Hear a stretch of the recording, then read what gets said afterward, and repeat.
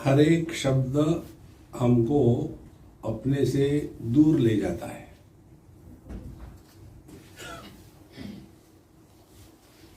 शब्द चार स्थितियों में से गुजरता है। शब्द की जो अव्यक्त स्थिति है उसको परावाणी कहते हैं। परावाणी ही परमात्मा की आदि शक्ति है। इसमें शब्द को प्रकट होने के बीज है।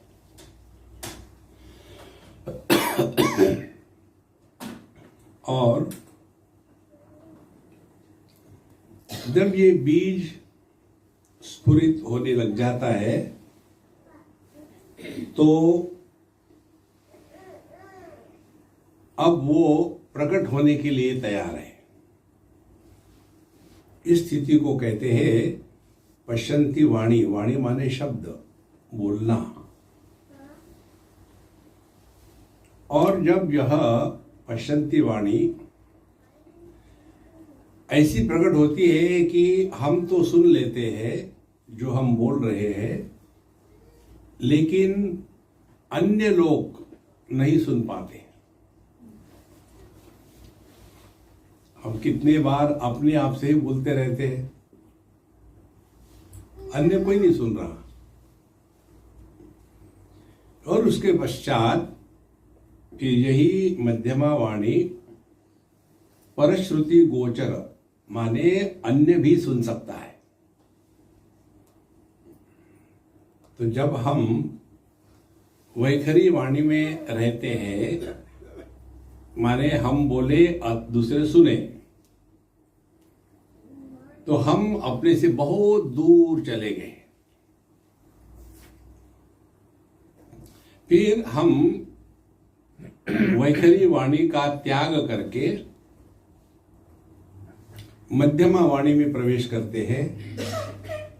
अब हमारा अंतःकरण प्रभु नाम ही लेता है शांत होकर के।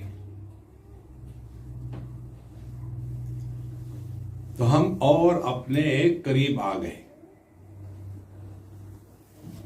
उसके पश्चात फिर शब्द का भी त्याग हो जाता है।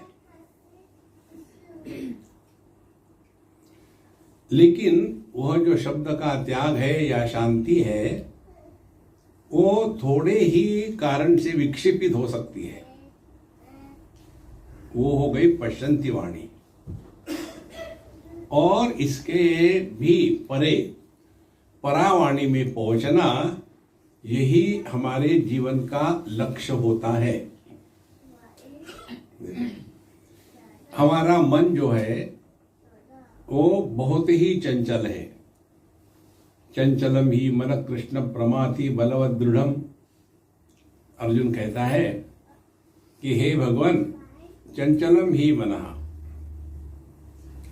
मन बहुत चंचल है, इधर से उधर उधर से इधर भटकता है।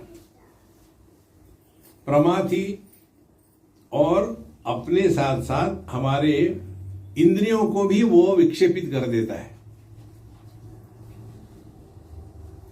बलवत, और ये बहुत ही शक्तिशाली है।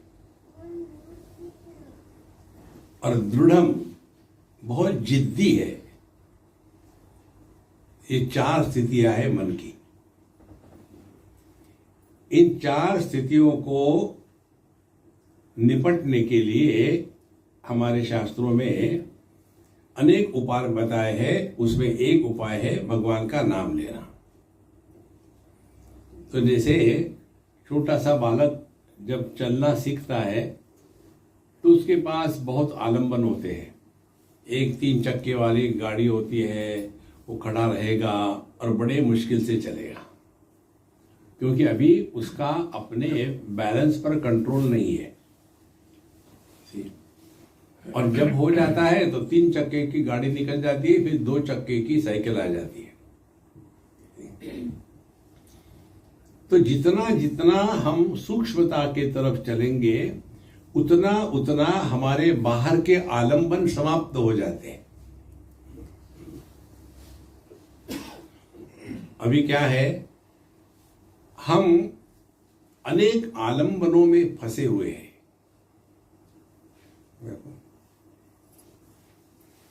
तो आत्मा जो है वही परमात्मा है। आत्मा व्यक्ति को लेकर के कहते हैं, परमात्मा समष्टि को लेकर के कहते हैं। देखो, बूंद यह आत्मा है, समुद्र यह परमात्मा है।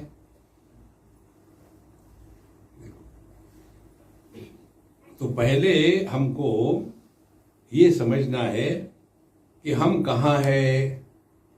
तो हमको समझ में आता है कि हम अपने देह में फंसे हुए हैं,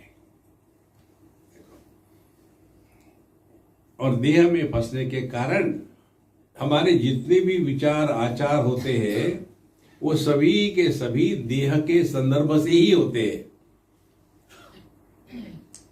मैं स्त्री, मैं पुरुष, मैं जवान, मैं बूढ़ा, मैं इंडिया का, मैं फिजी का, देह को लेकर ही। तो यदि हमको इस आत्मा को परमात्मा में मिलाना है तो आत्मा क्या है? आत्मा परिच्छिन्नताओं में फंसा हुआ है। परमात्मा क्या है? वो परिपूर्णता में परिपूर्ण है, उसको कुछ पाना नहीं और किसी खोने का डर नहीं, वो परमात्मा।